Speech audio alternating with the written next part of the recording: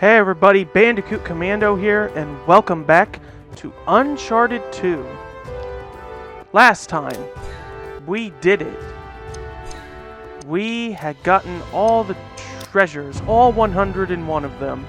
It took me pretty much nearly 2 to 3 weeks to get through all of that. So, that's all I could say to that. So today, we are going to go over some of the stuff within the bonus features here. So, let's go to a chapter first.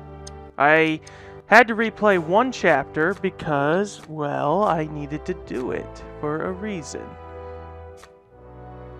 So, let's see.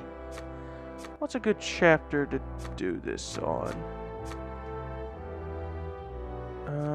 Why don't we do the train level?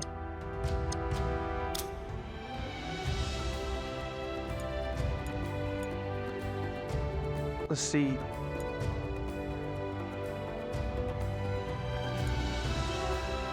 Let's just override this one.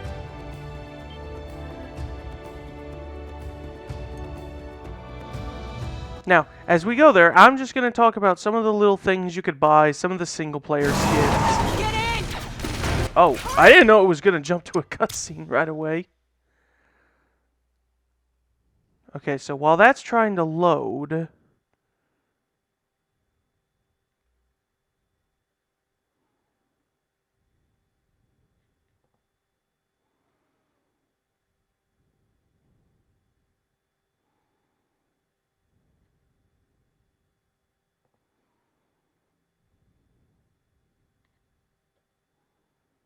That's definitely going to take a while to load, huh?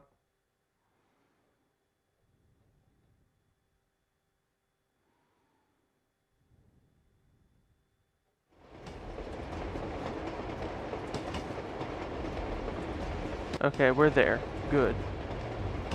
So...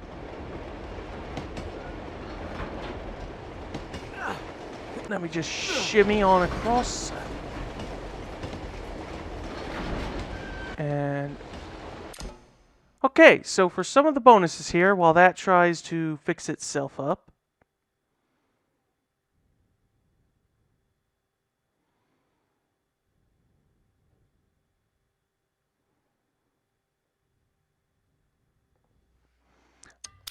so, in our store and with the amount of money we got, sign in to spend money earned during multiplayer. Yeah, your wallet in the single player skin is also shared with multiplayer, I believe. So I believe it's interchangeable. They would change this in the next game. So, let me see how many of these I can purchase. Well, I probably won't be able to purchase all of them, but let's purchase some of the more fun ones.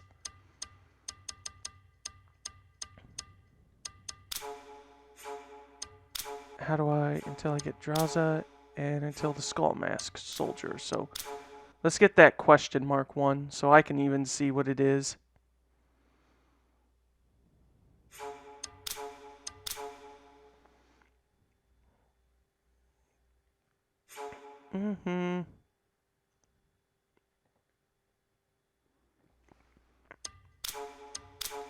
Okay, and... oh, so this skin is when Lazarevich is healed. Okay. Let's buy these. These are the more fun ones.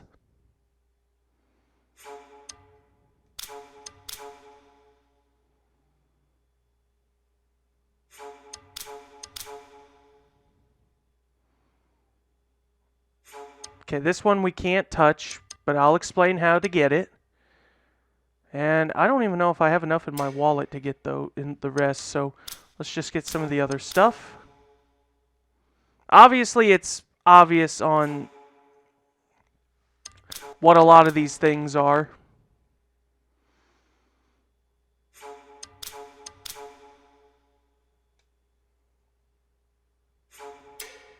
Okay. The bonus movies are just development videos, which we won't get. Alright, so, yeah. So, some of the stuff you could buy here in the store to play whenever you decide to replay the game in any way or form. The weapons here, for instance, if you're trying to get weapon achievements, like get this amount of kills with this weapon, or if you just want to get through some of the game easier with the more powerful weapons, all the weapons are right here and available to purchase. The only weapons you can't get, however, is the crossbow. The crossbow is the only weapon that you cannot buy. And there are achievements. There is an achievement that you have to get where you have to kill, I believe it was either 15 or 20 enemies with a crossbow.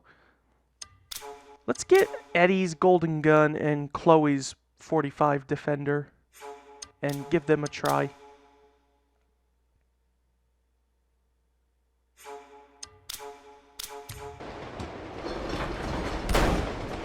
Oh, so Eddie's gun is just a golden colored Desert 5. Okay. And what about Chloe's 45? It's just a very custom, unique skin of it. I can't really get a good look. I can't really show it that well, but there's like a flame paint on it, a flame paint job.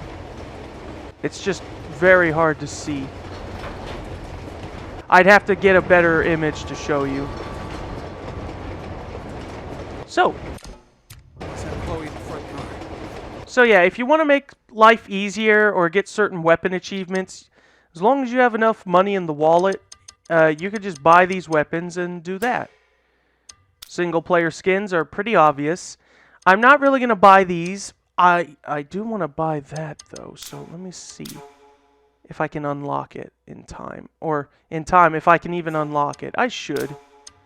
Because the Donut Drake skin I talked about in the previous game, in Uncharted 1, but I couldn't purchase it because I didn't have enough metal points. But now, I will show you Donut Drake.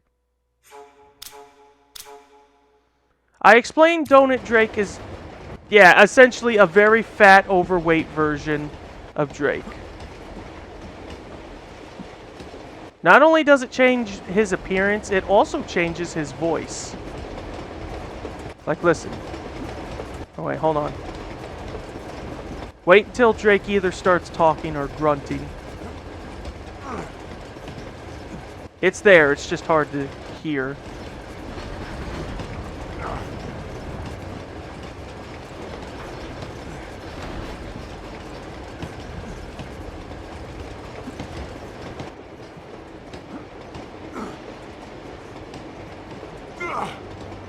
There you go. There's an example of the deep voice.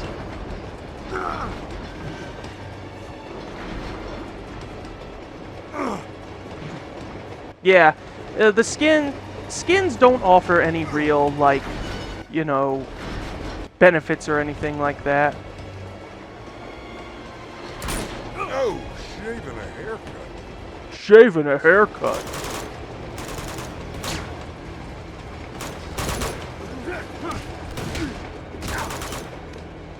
You'd think getting punched by a very obese man would hurt like hell, though. This ain't really fat. It's just a mix of fat and muscle. Very good muscle.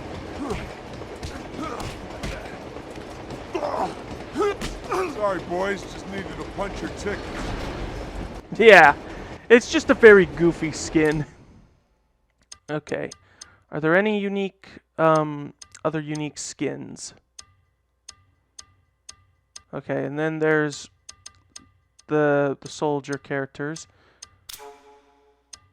So you could play as Lazarevich's skin when he's healed at the end of the game in the final chapter. Whoops.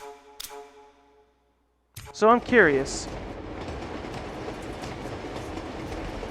Yeah, he's healed. I'm curious.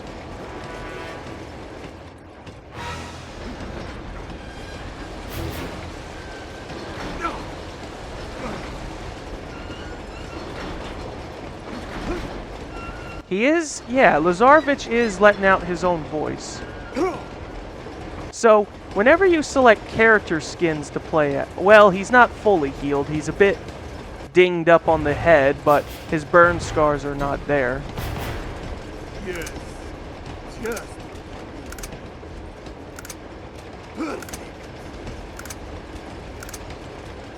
So, whoa, that was close. So when you play as characters, only when they're jumping and grunting and or when they're picking up weapons, they'll use their multiplayer voice lines. But whenever it comes,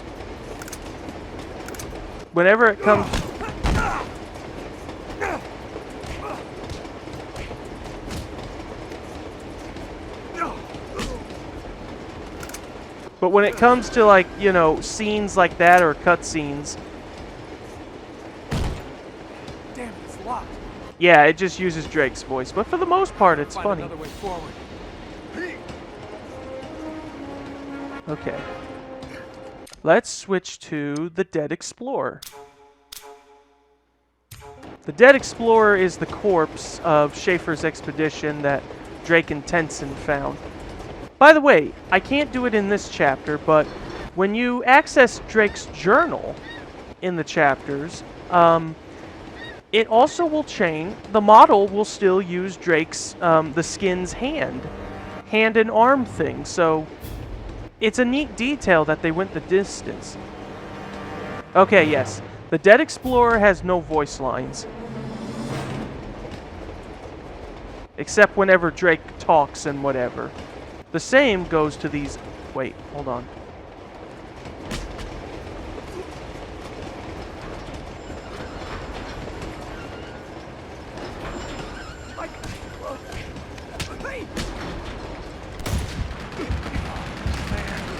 I'm already dead, man. Not getting through that.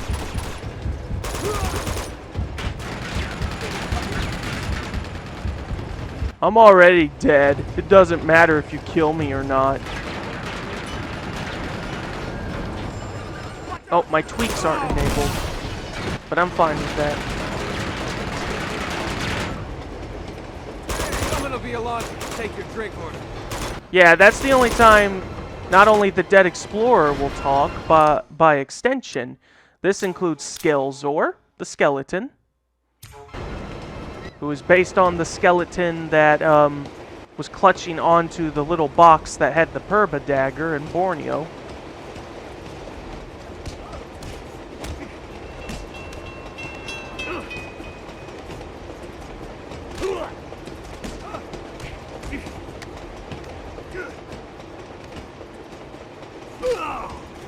Now that's a badass skeleton. Similar to before, Skelzor, like I said, doesn't talk. However, he, and by extension with the other skeleton characters, their bones do make a slight, like, creaky noise. It's hard to hear with the train, though. Sir Francis Drake, although this isn't exactly, like, accurate from the previous game, like, Sir Francis Drake's skeleton still had hair and partially had skin on his face still.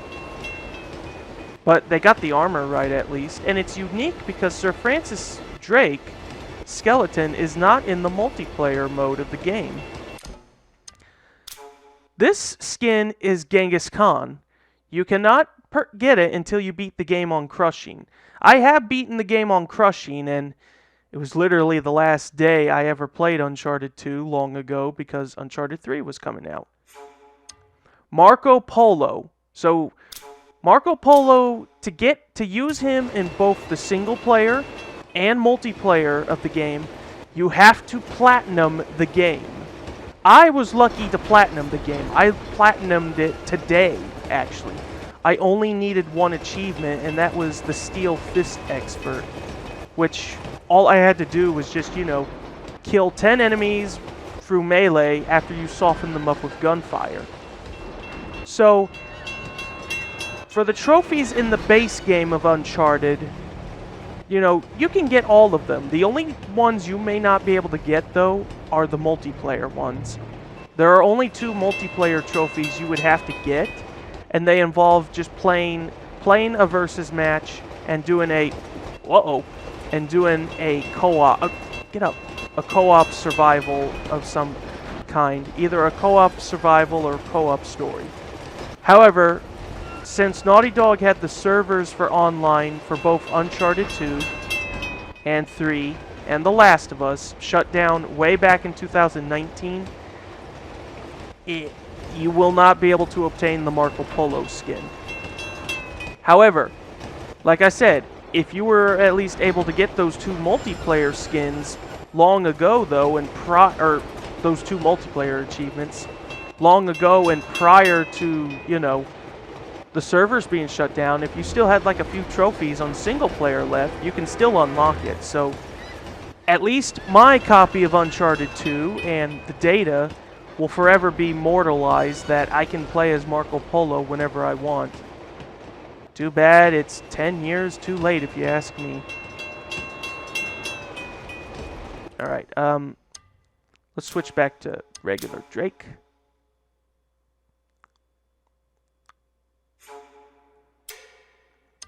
Weapons we talked about. Render modes, similar to the previous games. Black and white, sepia, and the next gen filter, which is just a very fuzzy tint looking. It's weird to think that essentially, I think I talked about this in the when I showed off this in the first game, but the next gen filter now just essentially looks almost like PS2 graphics, if you ask me.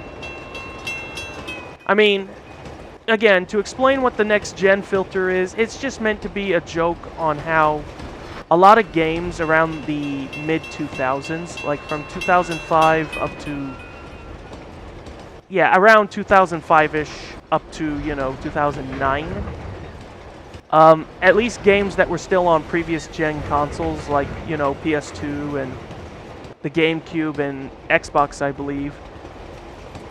They were really pushing the graphics to be at better quality. And at the same time, a lot of early PS3, early 360, and early, well, not so much as Wii, but maybe third-party Wii games, but a lot of them had like this tint, this bright tint to go with the whole real is brown, realistic coloring, using brown, you know, the color brown for realistic reasons. So let's turn that off. And there, see, look, doesn't that look a lot better? Alright, so bonus movie. Art galleries. Tweaks are just in-game tweaks. Fast motion, slow motion, mirror world, the flip world, in which anytime you die, it's mirror world, but anytime you die, it flips from left to right. Infinite ammo. You have unlimited ammo. One-shot kills. All enemies will be defeated with a single shot. However, for armored enemies, like for the shotgun guys, and for the GAU, the heavy weapons guys, you have to at least soften them up before you can, you know, finish them.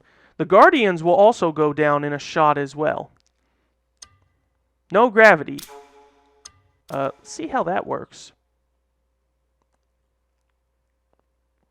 Because it says turn off the gravity for some for some objects. I'm also going to enable some infinite ammo because I'm going to test my grenades. Okay, grenades are not affected by the gravity. I would assume it would have to be like stuff like small crates or other like little things, or if you, yeah, guns, probably guns as well. And because of the train level, with gravity like this, I think it does make it a little interesting to look at. So yeah, I believe overall, that is all I can really show or talk about in regards to some of this stuff. A lot of these single-player skins here, like from Drake up to... well, I might as well say Lazarevich, but a lot of the skins here, with the exception of the Dead Explorer and Sir Francis Drake, these are just skins you can also play on in multiplayer mode when it was still around. So, let's head back to the menu.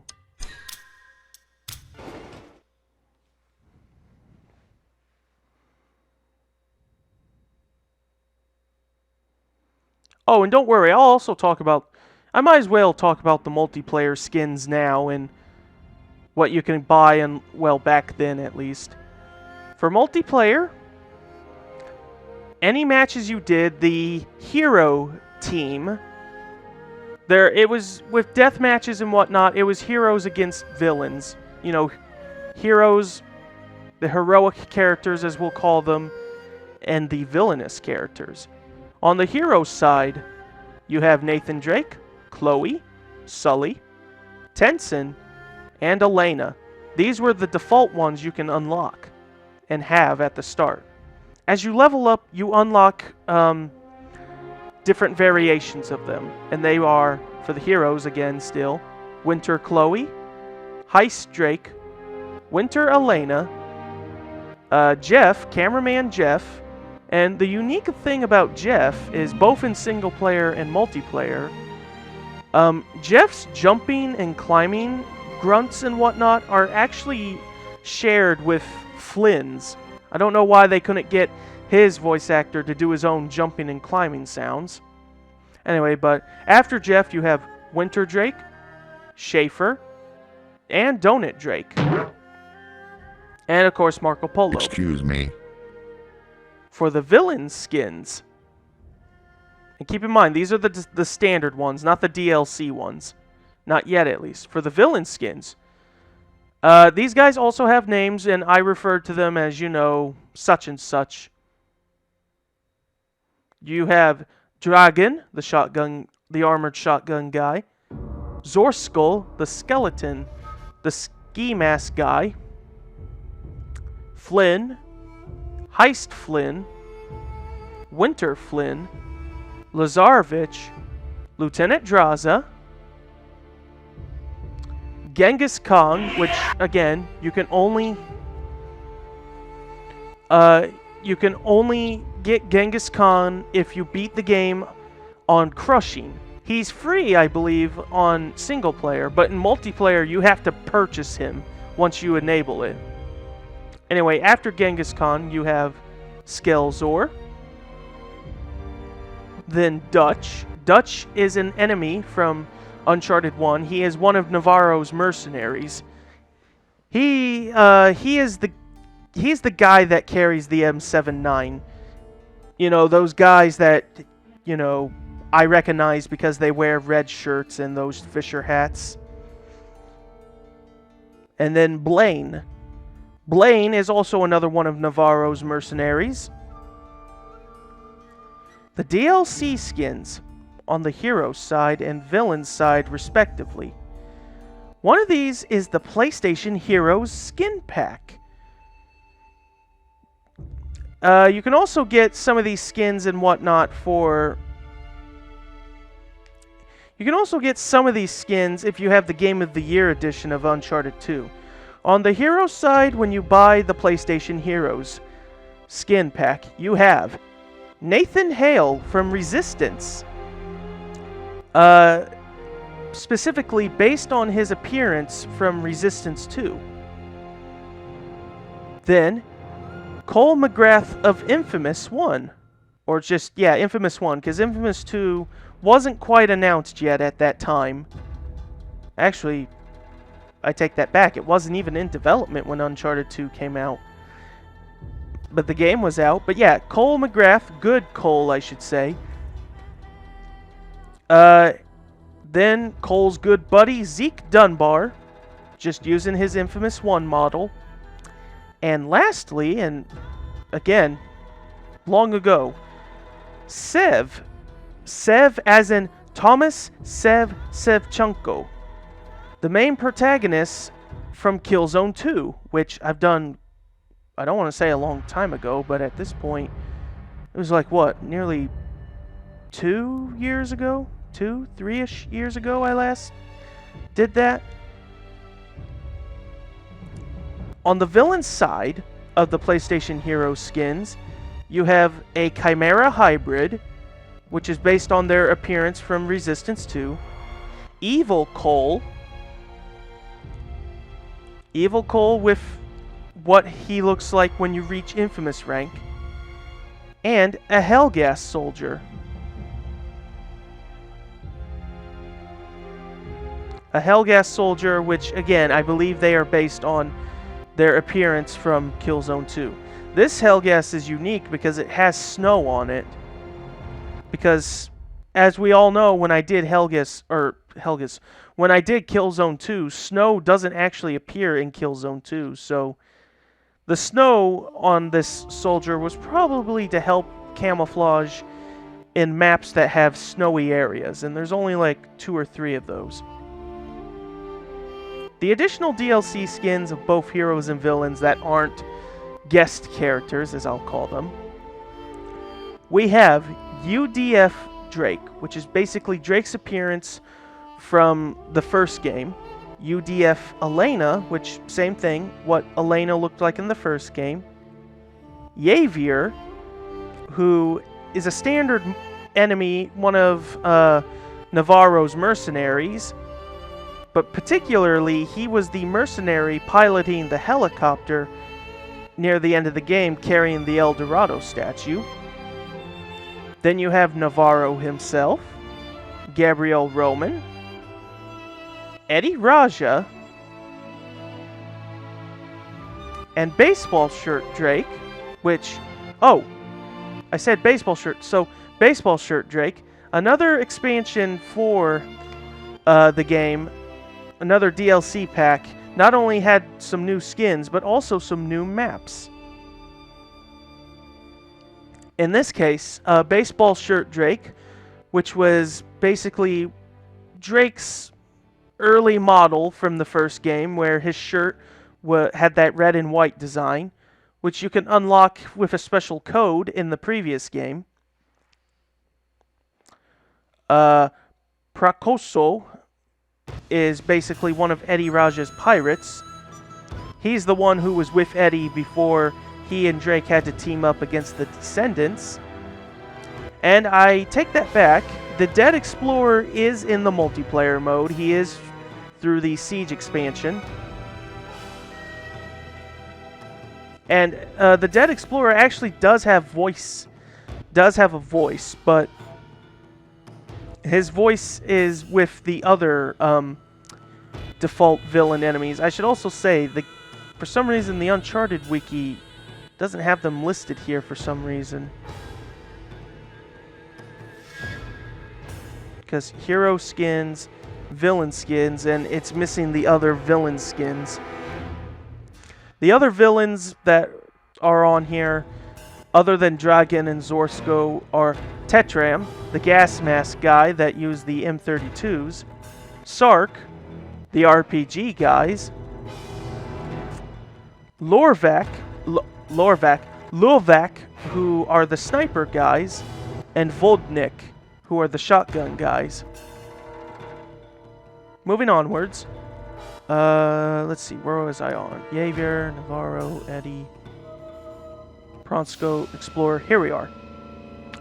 Platzor is a skeleton who's just like Skelzor, but his bones are just pretty much coated in platinum metal.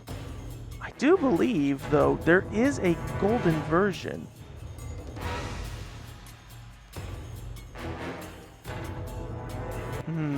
I could have swore there was a golden version of Platzor.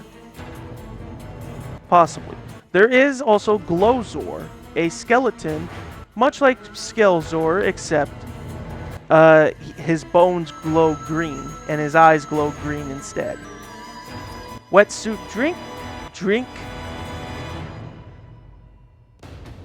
Wetsuit Drake from the beginning of Drake's Fortune, along with Elena, Wetsuit Elena. Winter Sullivan, which is the which I should also say, this is the sidekick skin pack. The sidekick, I cannot talk right for some reason. The sidekick skin pack just had additional skins based on different appearances of the characters. And they are, as I've already stated, Wetsuit Elena, Winter Sully, as he appears at the end of Uncharted 2, Borneo Chloe, based on her appearance in the Borneo chapters, UDF Sully from Uncharted 1, and Borneo Sully, also from his appearance in Borneo. The thing with UDF Sully and Borneo Sully is that for some reason they are like switched and mixed for some reason. If you select UDF Sully, you end up playing as Borneo Sully, but if you select Borneo Sully, it's vice versa. It's some weird bug and glitch of some kind. After Borneo Sully, you got Heist Chloe. Then you have Dylan, one of Navarro's mercenaries, and Mac, one of Eddie Raja's pirates. There are some skins that are either unavailable or were never released or they were limited edition. These were Anniversary Drake. Anniversary Drake essentially is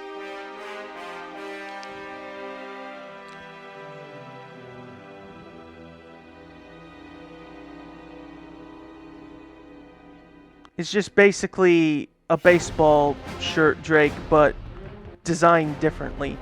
It was released in honor of Uncharted 2's 1-year anniversary. The skin was available permanently to any of those who played on October 16th of 2010.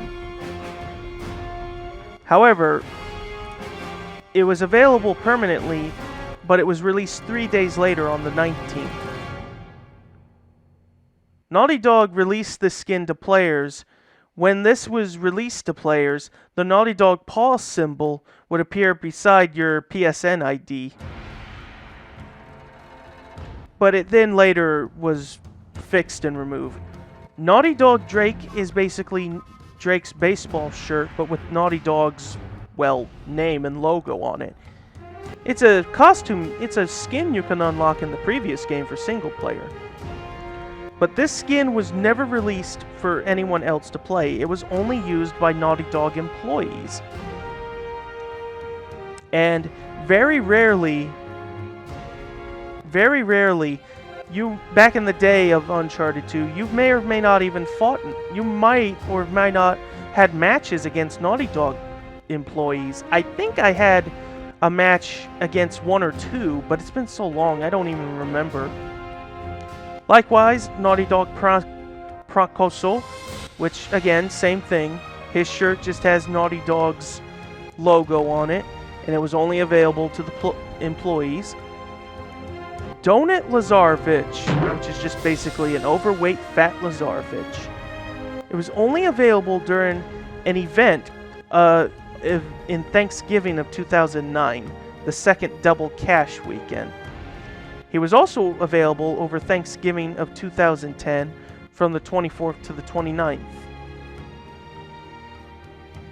Then there was Holiday Flynn, which was available during the double cash weekend on Christmas of 2009, and the same goes to Holiday Drake as well. There is one more set of skins for Drake and Flynn, but I don't see any. I don't think there are no actual online models of them. There are, like, there's no, like, pictures of their models out there. I can probably even look them up. Let me see if I can look them up and find a... Let's see. But these skins for Drake and Flynn are the FIFA World Cup 2010 skins. They were only available from June 28th to July 12th of 2010. Basically, it was Drake and Flynn, and they had 16 different jerseys. Now, I don't know if this meant that their jerseys were numbered, if they were numbered like 1 to 16, or if they were just 16 different numbers on each of the jerseys. I believe it would randomize, but let me see to be sure.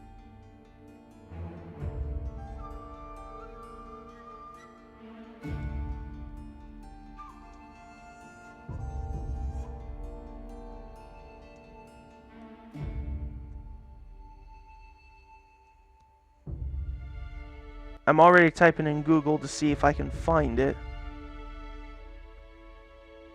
Images. Oh, yep. Yep, there is an image. It's not in the best of quality. But yeah, I'm looking at it right here. 1, 2, 3, 4, 5, 6, 7, 8. Yeah, this is not the best quality image of this thing, but yeah. Just different colored jerseys, and they probably have numbers on them, but I can't read them. It's possible that I don't remember if I ever encountered anyone playing those skins or not back in the day. I probably didn't. But yeah. Yeah.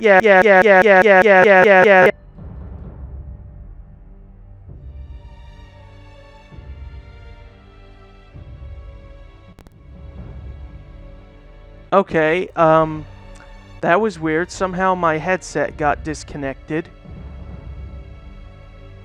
Good thing I caught that and fixed all of it in time. I was gonna get to with multiplayer though. What I wanted to get to with Uncharted 2's multiplayer was I wanted to talk about its maps. Both base maps and obviously, yeah. See if I can find it on here. Well, yeah, it's going to tell me about, you know, the game modes and everything, but I don't want the game modes. I want the maps. Otherwise, it looks like I'm going to have to... Oh, yeah, another thing is that when you... Back in the day, if you got the... If you got the Siege expansion pack, it also gave you additional achievements. 11 new achievements for multiplayer mode. And for these, it was complete all 3 co-op maps on Crushing, finish Wave 10 in a Siege game, in 1 Siege game, get 10 First medals, get 50 Defender medals, get 50 Afterlife medals, get 20 Shut 'em Down medals, get 15 Triple Threat medals, get 10 Protectorate medals, get 50 Retaliation medals, and get 5 Put 'em Down medals. And then lastly, get 100 Tricky medals. These are not necessarily to get the Platinum trophy It's not necessary for the Platinum trophies.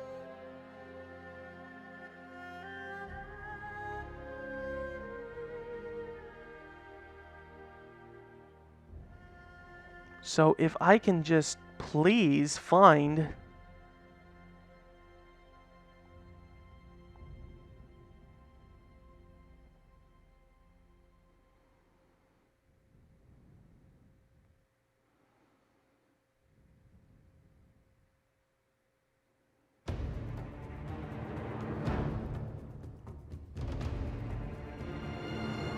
I can just find the maps to multiplayer mode.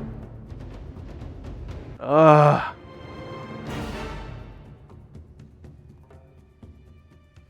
Why is this so hard? Okay, fine. I will type it in. Or wait, hold on. Did I find it? Yes, I found them. Good. Okay. So, the maps to Uncharted, and of course the levels they're based off of, because we all know that multiplayer maps in games are usually based on, you know, places in single player. The maps are The Village, based on Tensin's Village. Specifically, though, it's based on the, it's based on when Lazarevich and his men are invading the village. Next would be the Temple, based on the Ice Temple.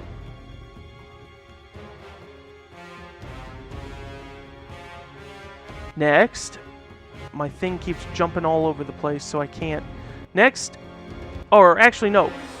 I mixed that up. The temple, as in based on the temple of where Drake and Chloe find the clues to find the way to Shambhala. Then there's the ice caves, which are based on the ice temple, so my mistake. Then there's the Lost City, which is Shambhala, basically. Then there's the train wreck, based on, well, the train wreck. Then there's the plaza, which is based on...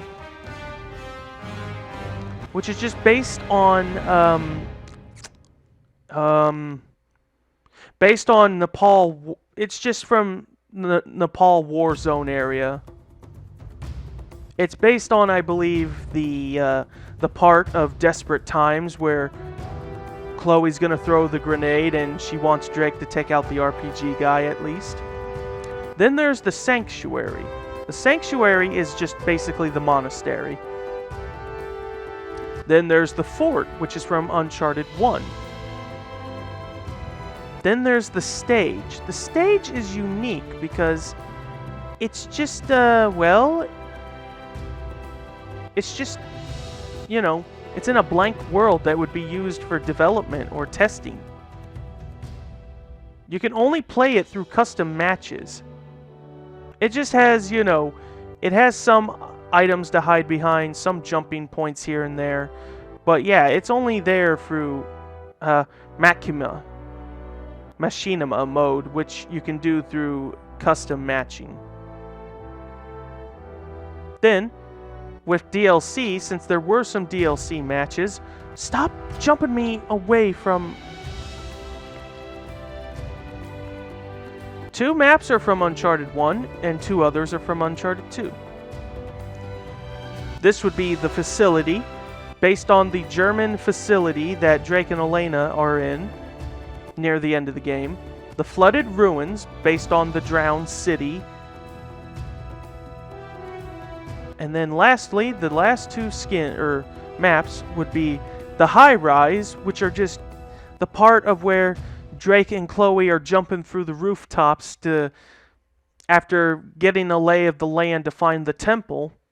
And the museum, just the museum that Drake, Flynn, and Chloe bust into. There's a lot of other cool stuff I could say, but I think we spent enough time on multiplayer. So how about we just get to the concept art and we'll leave it at that. Right, here we go. Oh yeah, before we do, let's just read the names of the titles of these cutscenes. So, Cliffhanger, Lost Fleet, Mostly Professional. Oh, speaking of Lost Fleet, so an Easter egg with this cutscene is that as Drake is drinking on the bar, in the beach bar, there's a blackboard with chalk writing on it, and it's in Greek. But when translated, it translates into much enduring divine Nate. I believe this is just meant to be a joke on how, since Drake is like the hero and the main character, you know, he can't die because he's got plot armor, but he endures so much shit throughout the games. Anyway, so, Mostly Professional, Night at the Museum, Tipping the Odds, Double-Crossed, Payback Time, The Diversion, To Higher Ground, The Golden Passport, Take Them to Lazarevich, Trouble in Nepal, An Ass Worth Saving, alright. I don't like these odds.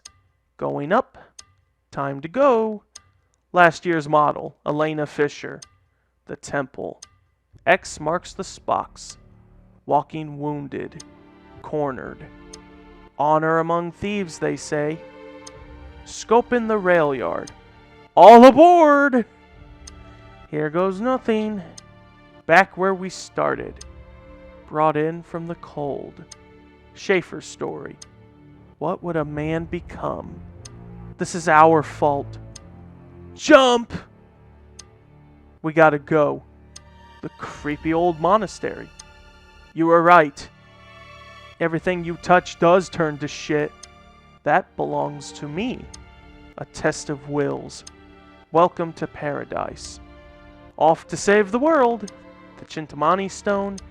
Get away from this place. He's mine. No compassion! No mercy! I haven't thought that far ahead. Alright, so let's look at the concepts here.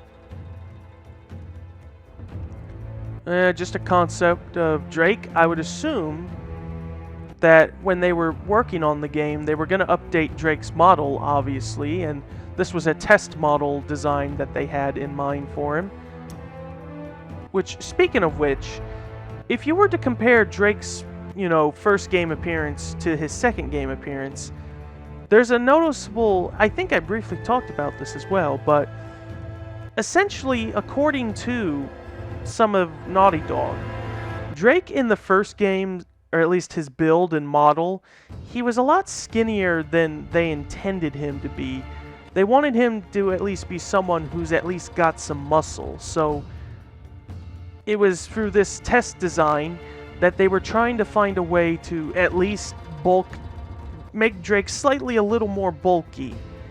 That way, he's understandably more physical at what he does. So, a pose for Drake to do. Some concept of Chloe. Early concept of Chloe, and this goes back to where I have to bring up that early in Uncharted 1's development, Chloe was essentially meant to have been in Elena's place.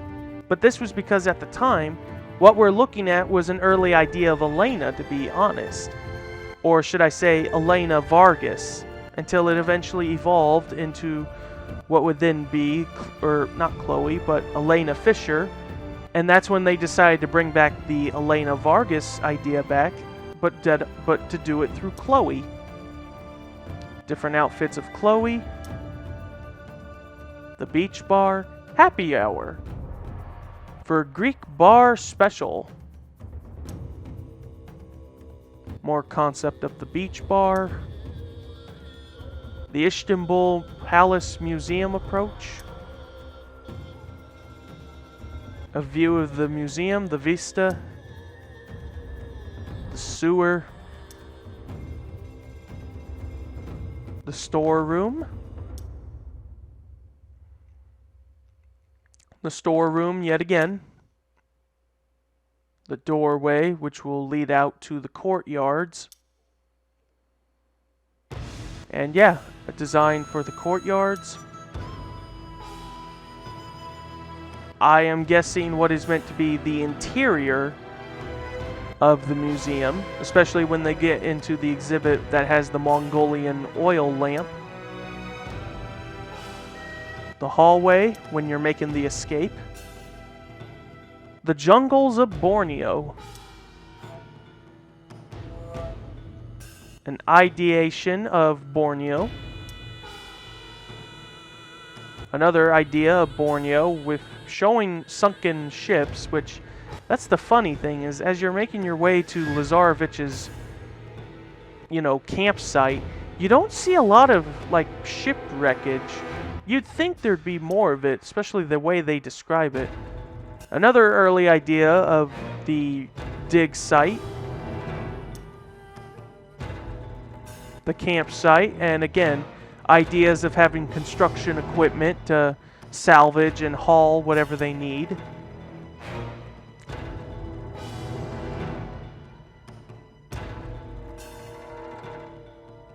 During the sunrise hours.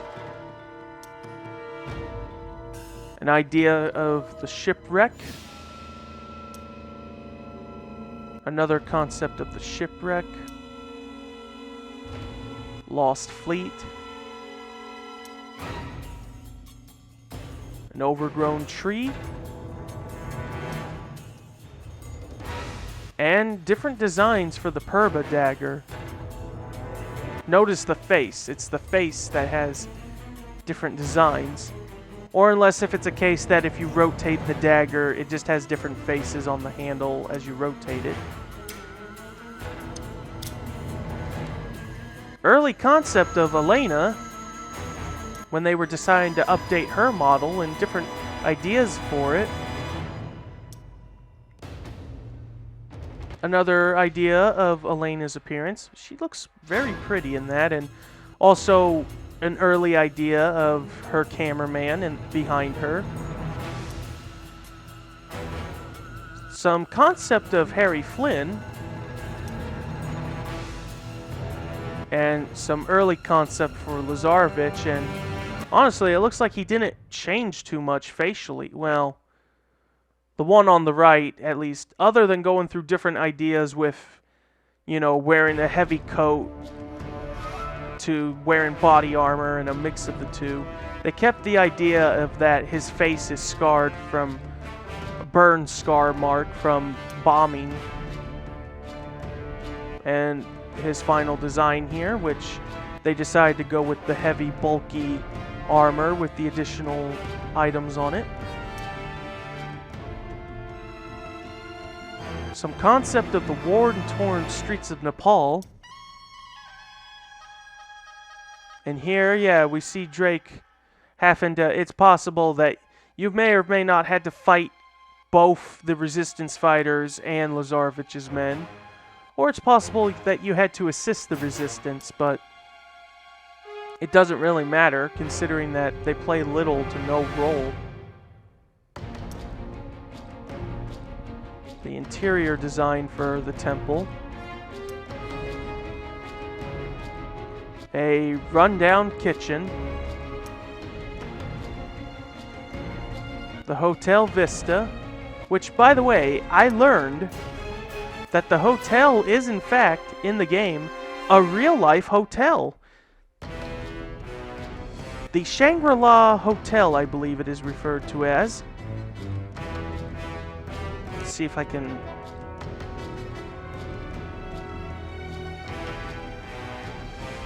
Well, there's one in Paris, but that's not the one I'm talking about, though.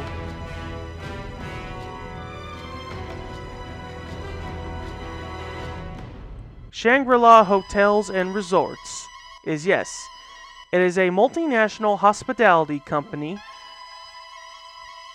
and that they can be found in different places with over around in Africa, Asia, Europe, the Middle East, and in North America and Australia. So it would make sense that there probably are a few in Nepal. Let's see if I can see. There's 56 in mainland China, 8 in Malaysia, Hong Kong, Singapore, Indonesia. Yeah, I would assume there's at least one around in Nepal. It's not out of the stretch. Anyway, where were we? The details of the streets, especially if you were to go out of bounds, like, see? This is stuff that I like, is that where you won't be able to... Yeah, when you do the 360 Vista, you could see a lot of details that you may not be able to see at all in the final game on its own. Some design for the helicopter. Here's the real temple, the entrance chamber. A different design for the statue. The hallways, in which, as we see in this concept, it seems Drake and Chloe had to defend themselves from coral snakes, I believe those are known as. Whoops! Dropped my controller. How does it go again with those coral snakes? At least I think that's what they are. You know, the... What is it? Red on yellow kills fellow, and black on white. Like, hold on, let me see. I can't call them coral snakes, but yeah.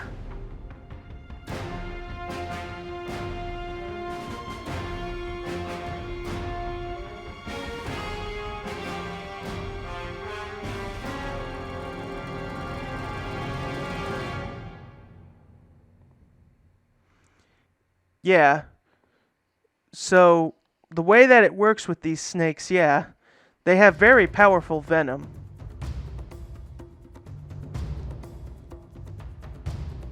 They're mostly found in North America, though. Well, there's both Old World and New World ones. But the ones, yeah, the common phrase is red touch yellow, kill fellow.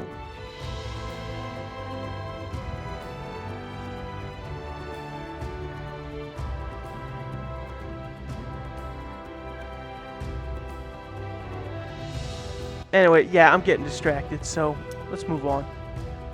The puzzle room, which involves the lights in the mirrors, designs for the chandelier with and without the light beams, and designs for the sketches in the room for the temple faces. Concept of an idea of how, when you're dealing with Lazarevich's men, what the light soldiers look like. Essentially, these guys are the weakest of the bunch, they don't take too many shots to take down, and they're pretty easy to melee. Medium soldiers idea, which is essentially that these guys are a little tougher to shoot up, and when you melee them, they have the chance to potentially try and counter you, so you have to counter them back. And the heavy weapons troop.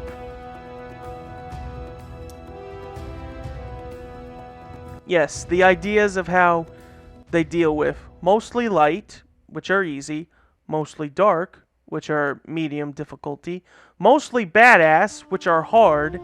The medium guys I would also assume are the armored guys that carry shotguns as well.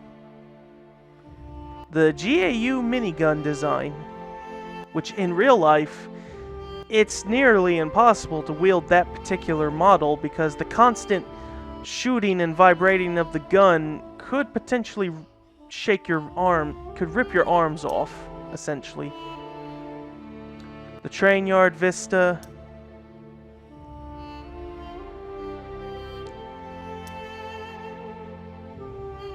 More sketches of the train yard, which is pretty interesting because I guess the train yard was meant to have a bigger expansion to it, but they never got to it. This honestly does not look like a piece of art. This looks like a realistic picture that they took. Train house. The interior, or at least getting into the interior. Yeah, that's the interior. The repair cart. Here, when the train is transitioning from the valley to the cliff sides, different design ideas for the cliff sides. The vista of just the cliff sides without having to see the train, very beautiful. Combat, how combat should be visualized on the train.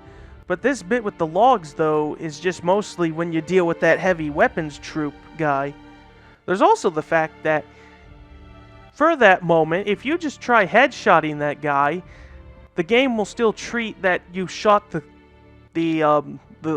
locks on the logs, the cleats, that cause them to come undone. Different designs for the train cart. For the train carts, the various train cars you'll be going through.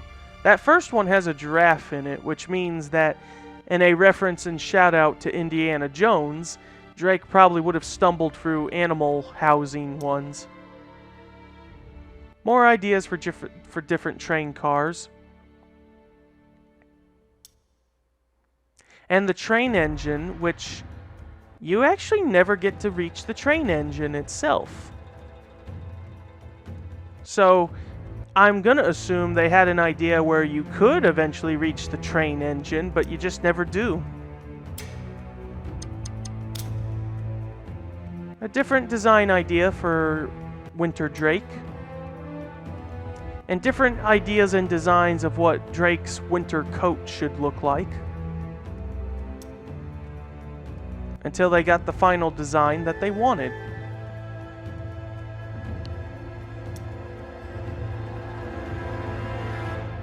Concept for Tensen. More different designs for Tensen and his coat. And pretty much his final model.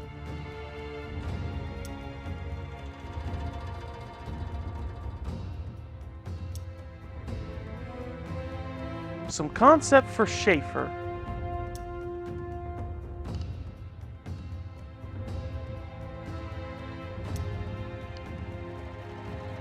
The hanging train when you're trying to escape from falling to your death. The village vista. Tensin's house. Same, but in black and white.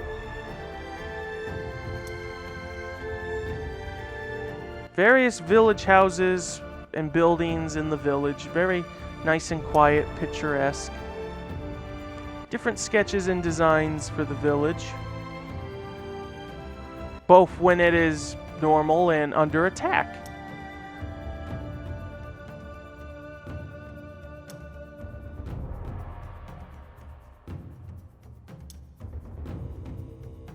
An interior of a home.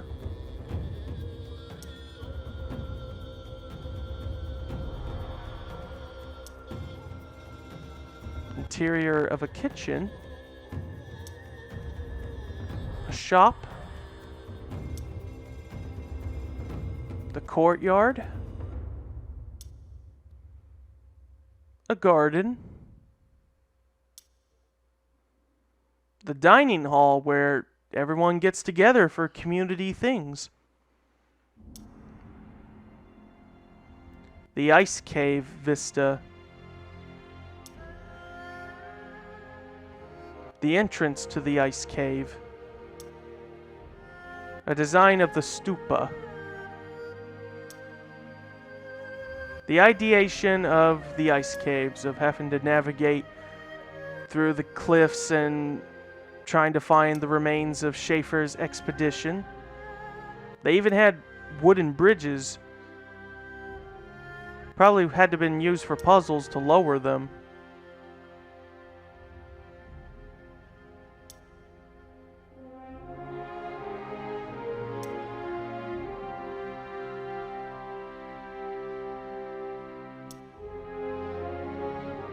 The Ice Cave Gate. This is where we get close to the Ice Temple. Yep, there's the temple's entrance.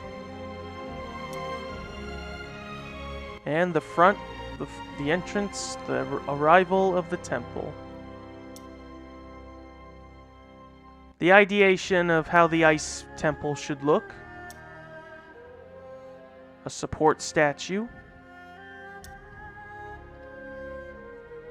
The arm statues that were meant to form a bridge until Drake's bridge was destroyed by accident. The door statue, when you're at the door that takes you into the chamber. The cylinders. The statues that lift and form the bridge. The Chintamani statue. What would a man become indeed? The various carvings and different statue designs. Yep, the chamber itself. What would a man become if he possessed the whole stone? How the multiplayer version of the ice map, the Ice Temple, should look. The village overlook after Drake and Tenzin escape from the Guardians, when they see that the village is under attack and on fire. An ideation of the convoy chase. Notice how here, instead of being on snow, in a snowy mountain, we're starting in the rocky, lower regions before we make our way up to the snowy areas. Now we're truly up into doing what the convoy should be. Sketch of the convoy as it gets closer to the monastery. And here it is, the monastery vista. And here we just have different designs of the monastery.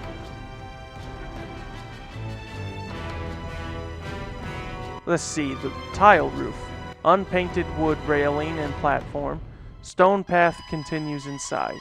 Support beam actual inside roof profile. Lower beam extends past. Older irregular paving stones with vegetation growing through. The broken statue in the monastery that is used to help you get higher up. The outcropping of a monastery, part of the monastery that is. A tower, one of the towers of the monastery.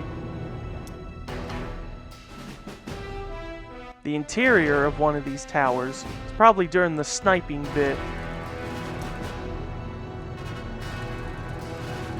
An entrance to part of the monastery, or at least part of its towers.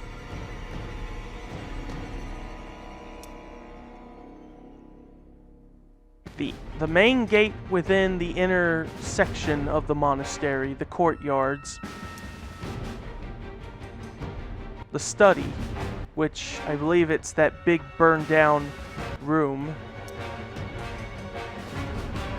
A climbing wall. The dormitory, I believe there's never a moment in the game where we actually pass through what is meant to be the dormitory of the monastery.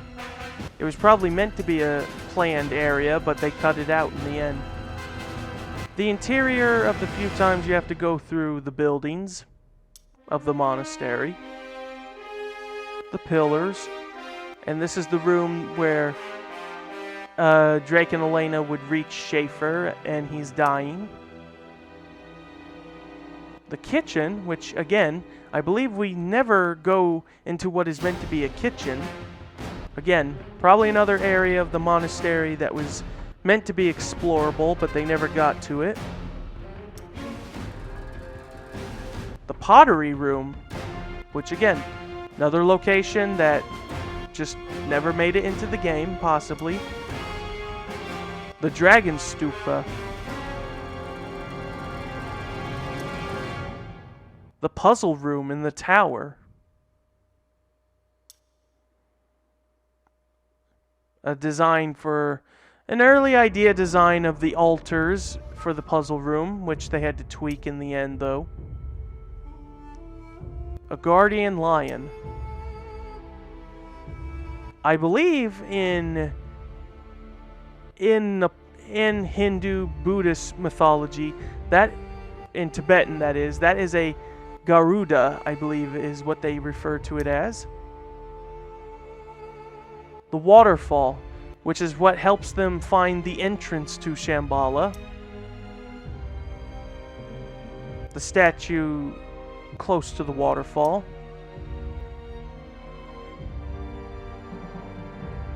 The various statues that are close to the waterfall.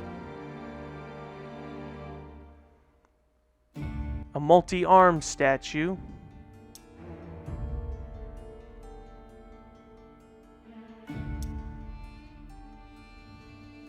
Another design for the vista. A good idea on how it's that you cross from bridge to bridge to get to tower till you reach the main section itself. And the mountains behind the monastery. From here, I'm just going to say these next several images are just going to be nothing but different concepts for the Guardians here in their Yeti disguises.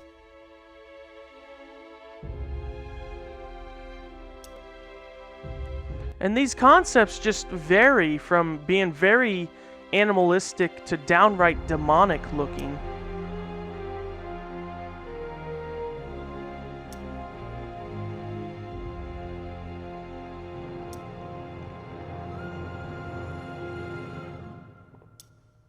Some of them even make them look like they're just undead.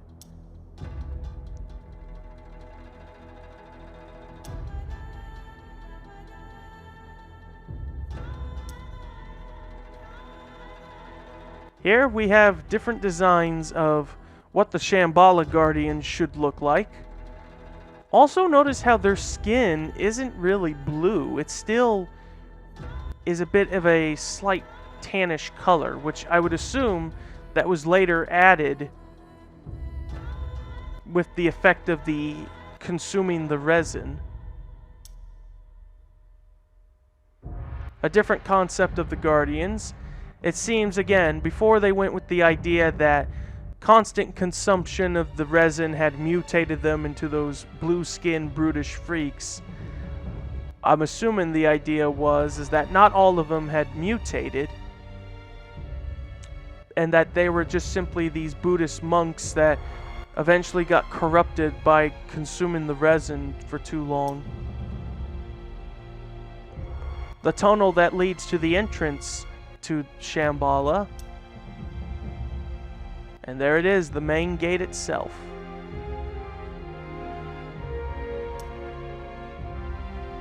Shambhala Vista, look at it. As Drake said, must have really been something back in its day. The ideation of Shambhala just basically being on the other side of a snowy mountain where everything is nice and peaceful and with lots of water. It makes it seem otherworldly to some degree. A statue designed for Shambhala. The platform that would get accidentally dislodged that Drake and Elena and Chloe would have to ride onto. The streets of Shambhala. Whoops. The various roots that grow throughout the city, some belonging to the Tree of Life itself and others that are just their own. It's possible there were ideas that the roots themselves were building material. And from here, we're just getting various sketches of the city on when it's raining and where just essentially, vegetation is growing all over the place. The city is just essentially a ghost town, and the Guardians are not even doing a thing about it. All the Guardians are caring about are just protecting the city from being discovered, and more importantly, protecting the resin.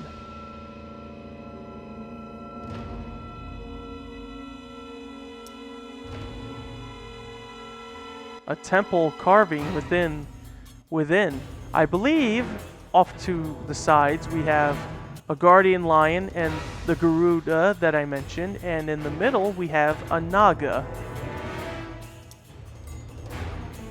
Another concept idea for Shambhala.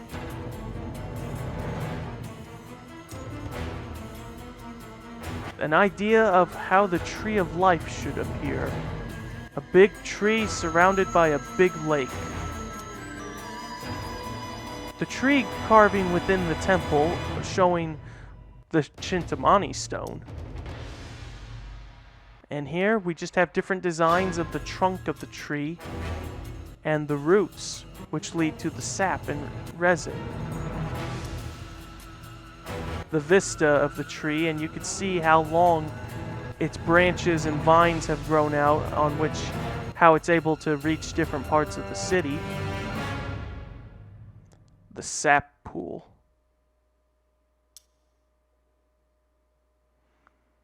The various temple stone structures near the sap. The roots of the sap. That's pretty much the final design we'd get. And the vista during the sunset, especially as it was ending. Alright, bonus concept. The various colored keys of the chapters. As a reminder, color keys are to give you an idea of what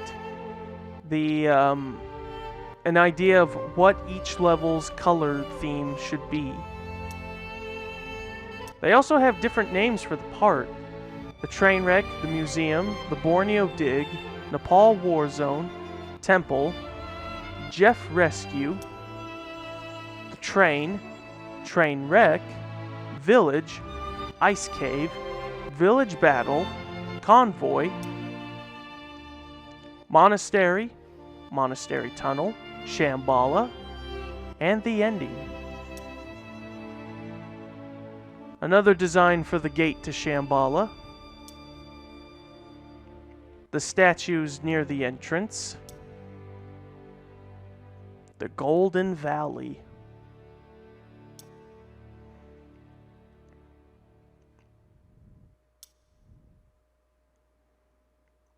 I like to think that that carving is meant to be weird graffiti.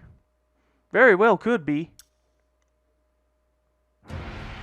Just various sketches of Shambhala, essentially, I believe. And how the various plant life growing all over the place, because the Guardians, again, they don't care about fixing and preserving the city.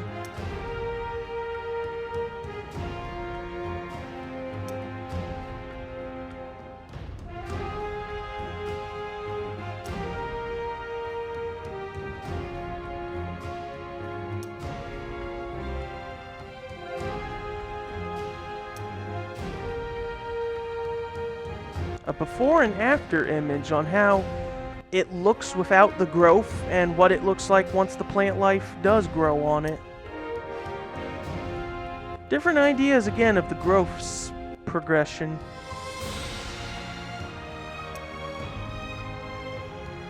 The Guardian Den, the big arena where we fought both them and Lazarevich's soldiers.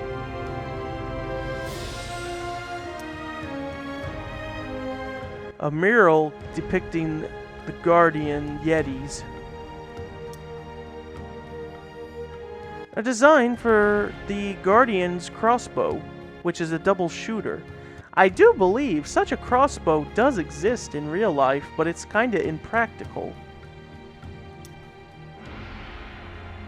The main temple, which houses the Chintamani stone and the Tree of Life. The Chintamani Room Ideation. Perhaps at a point, yes, it really was meant to be a giant sapphire. Before, it worked better as an idea that it's actually a giant piece of resin that looks like a sapphire.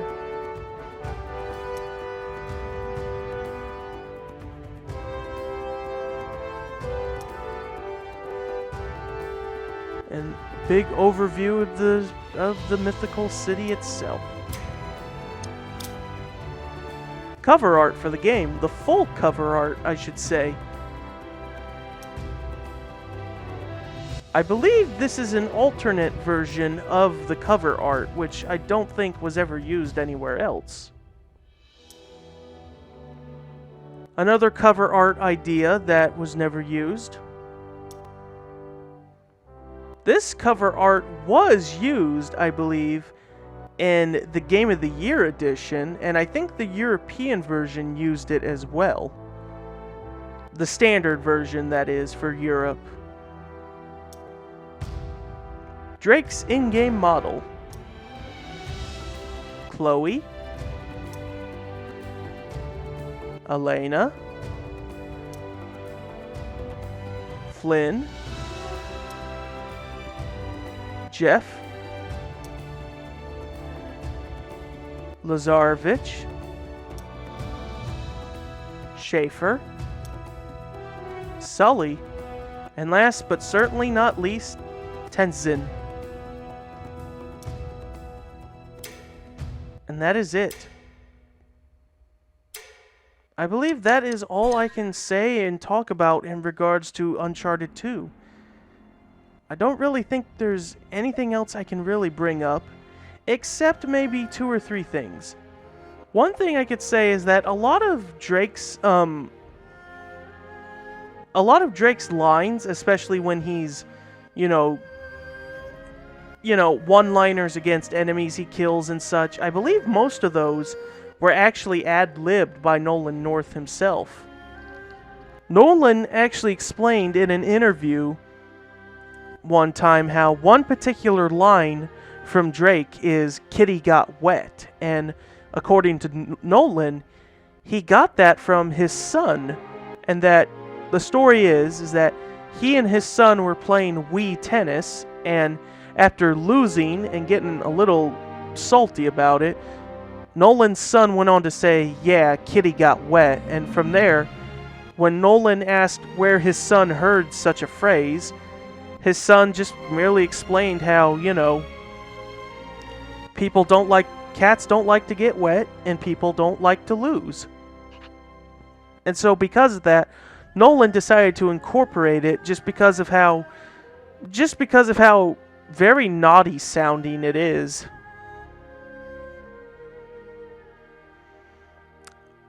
Other than that little bit there, there's also how the chapter for chapter 13-14, when Drake is on, locomotion here, I believe the tunnel one, either locomotion or tunnel vision, their name was literally Drake's on a Train, which I used as a title in the video for them because it worked that way.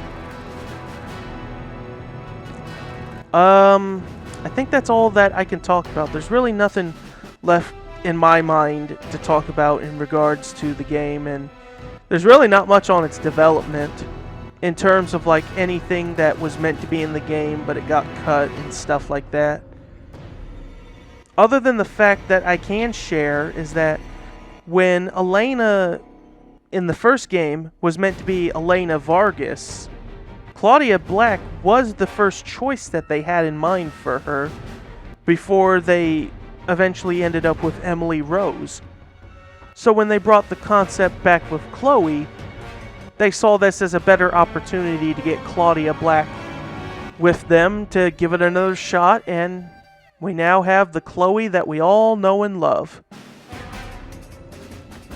So, yeah, I think that will do for Uncharted 2 here. I hope you all enjoyed the Let's Play. I think I did a bit better with it than what I did with Uncharted 1. Like, I still had my problems with it, but overall, I think I did a little bit better with it. So, that is it, and I will see you guys in the next one.